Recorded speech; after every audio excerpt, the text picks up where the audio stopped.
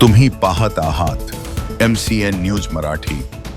Mission परिवर्तन अंतर्गत गोवंश तस्करांविरुद्ध पोलिसांची कारवाई।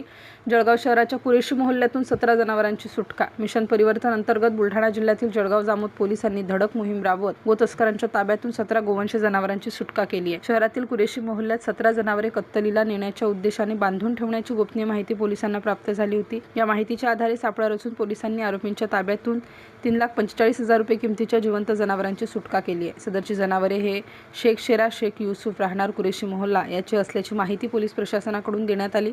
या प्रकरणी जळगाव जामोद पोलिसांनी आरोपी विरुद्ध अपराध क्रमांक 328/2026 कलम 5 क 9 महाराष्ट्र प्राणी संरक्षण अधिनियम सह कलम 11(1) ज प्राण्यांचा छळ प्रतिबंध अधिनियम 1960 प्रमाणे गुन्हा दाखल केला असून या प्रकरणाचा अधिक तपास जळगाव जामोद पोलीस स्टेशनचे ठाणेदार नितीन कुमार पाटील यांच्या मार्गदर्शनाखाली करण्यात येत आहे। सदरची कार्यवाही बुलढाणा जिल्हा पोलीस अधीक्षक निलेश तांबे यांच्या आदेशाने अप्पर पोलीस अधीक्षक अमोल गायकवाड, उपविभागीय पोलीस अधिकारी आनंद महाजन यांच्या मार्गदर्शनाखाली जळगाव जामोद पोलीस स्टेशनचे ठाणेदार नितीन पाटील व त्यांच्या पथकाने यशस्वी पूर्ण केली।